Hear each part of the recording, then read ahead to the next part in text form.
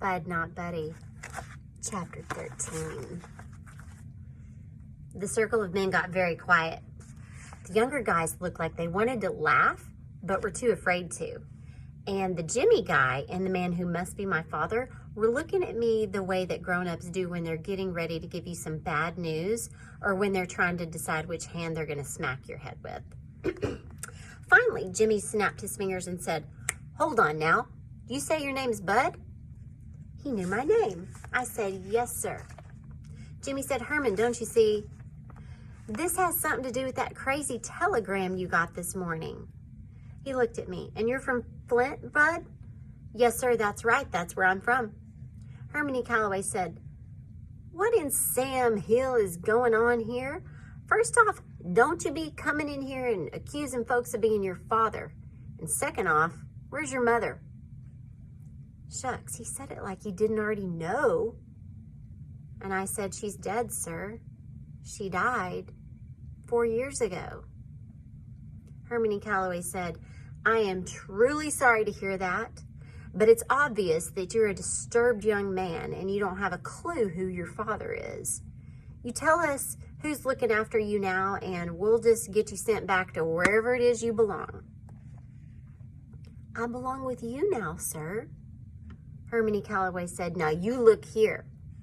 Jimmy said, "Hold on, Herman." He seemed a lot nicer than this Calloway guy, but you got to understand, Mr. Calloway here can't be your daddy. No how, no way, nuh-uh. I don't know who gave you that idea, but whatever. We got to get you back home. Someone in Flint's got to be worried sick about you. And I said, "No, sir.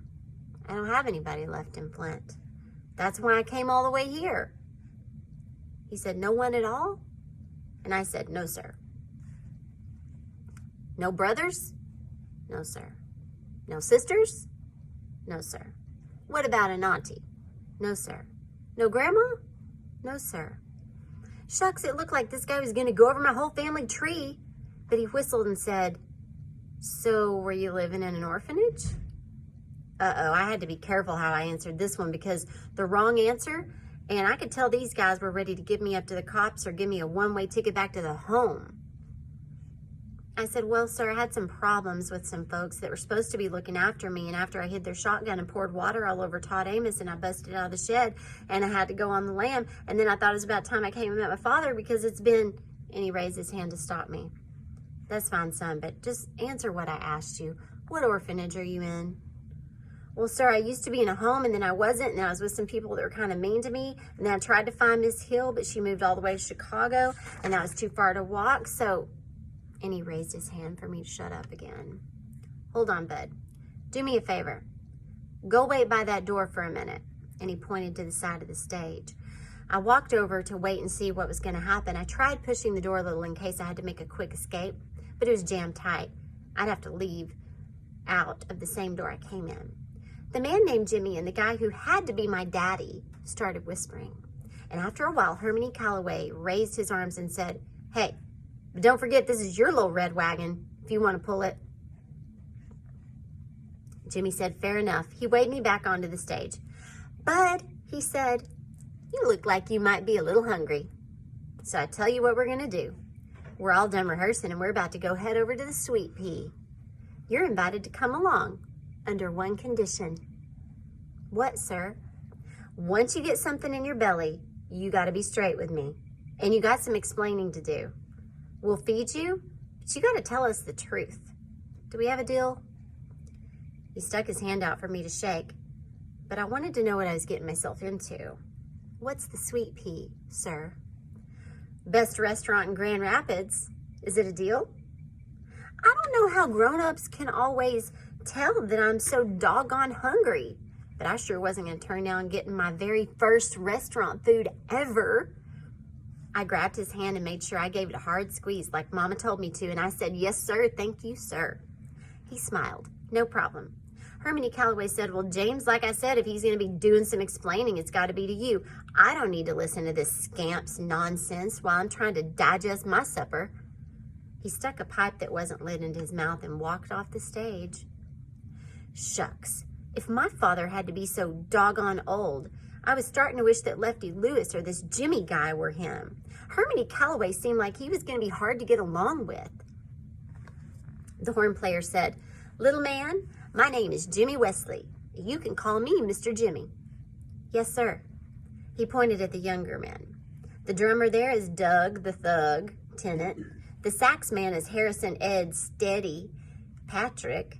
The saxophone said, "Oh man, it's Eddie Steady, it's not Eddie Steady, it's Steady Eddie. Steady Eddie Patrick."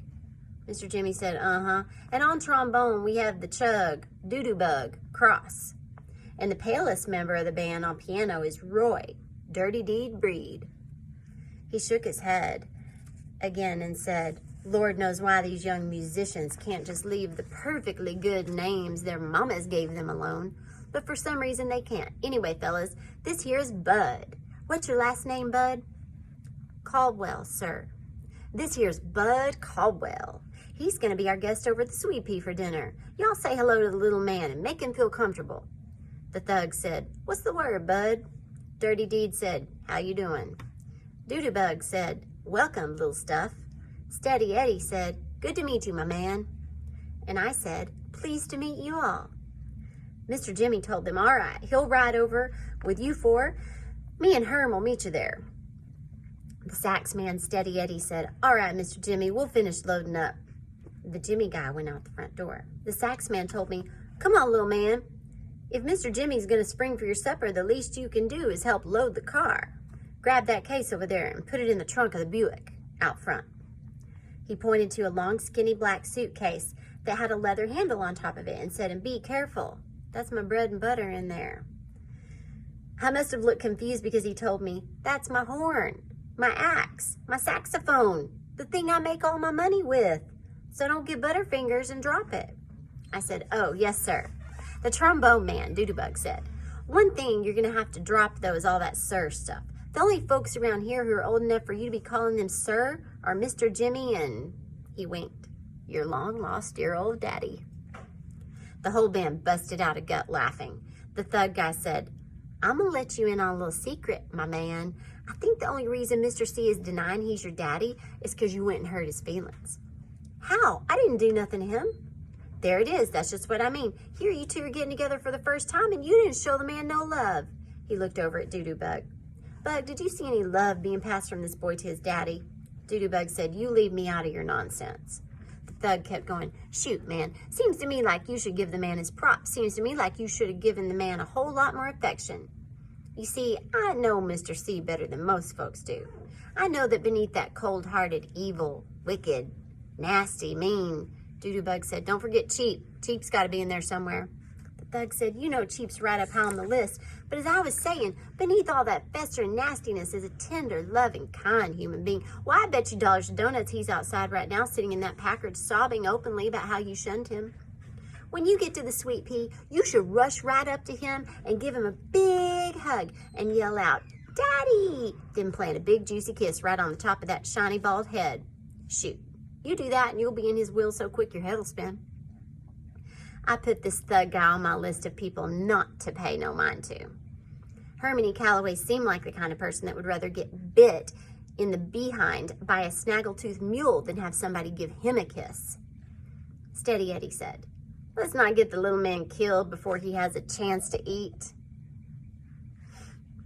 Thug, son, I hope you got sense enough to let what he's telling you go in one ear and then find the nearest exit.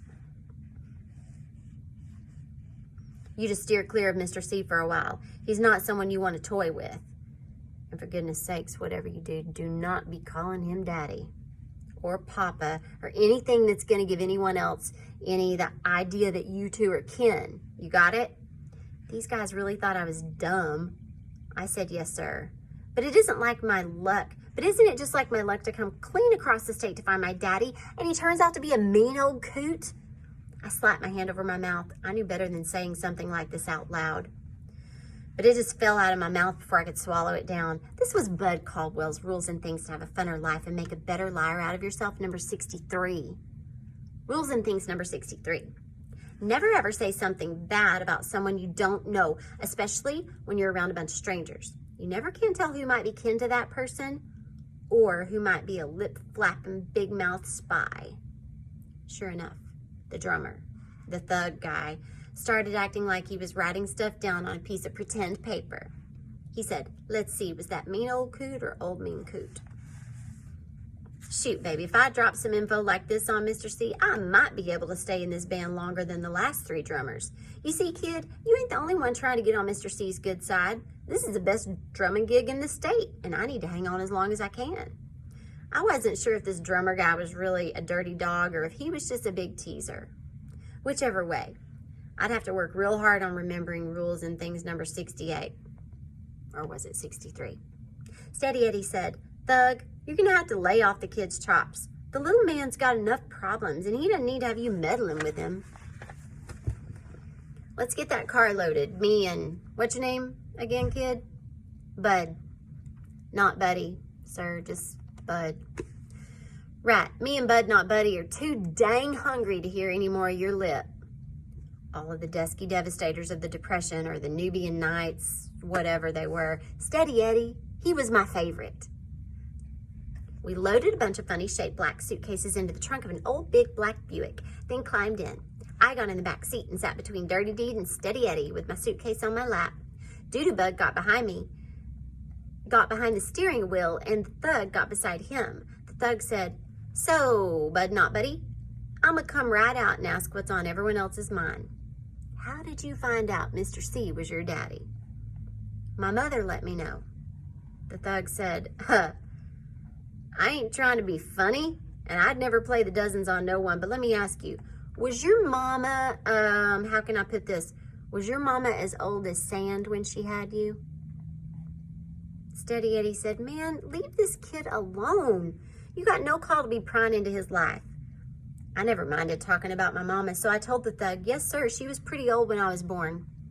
The thug said, "Shoot, I knew she had to be either old or crazy to have anything to do with that man. How old was she, 80? And was she blind?" I said, "No, sir, she was old, but her eyes didn't go bad yet. She was 20 when I was born, and she was 26 when she died." That news always kills any conversation you're having with grown folks. The dusky devastators got as quiet as some mice with bedroom slippers on. The only sound you could hear for a second was the keys clanging up against the metal dashboard as Doodoo-Bug turned the car into the front of a little house that had a sign that said "The Sweet Pea" on it. The thug said, "Things is hard all over, ain't they?" Steady Eddie said, "You're all right, little man. You're a tough nut, and I like that. Most folks your age would be bawling their eyes out if they got teased as hard as that fool drummer was teasing you, but you ain't even close to crying, are you?" I said, "No, sir. I don't know why, but my eyes don't cry no more." Steady Eddie said, "I like that. My eyes don't cry no more. You mind if I borrow that? That sounds like a great name for a song." I said, "No, sir. I don't mind at all." He reached over and rubbed his hand over my head and said, "Yeah, you're all right, little fella, and don't you worry too much about the thug. Mr. C changes drummers the way most folks change their drawers. What you see in the front seat is a man on borrowed time." Thug said, "Oh, man, what did you hear?" Doodoo-Bug cut off the car and said, "All right, gentlemen, that's enough. Let's go stuff our craws."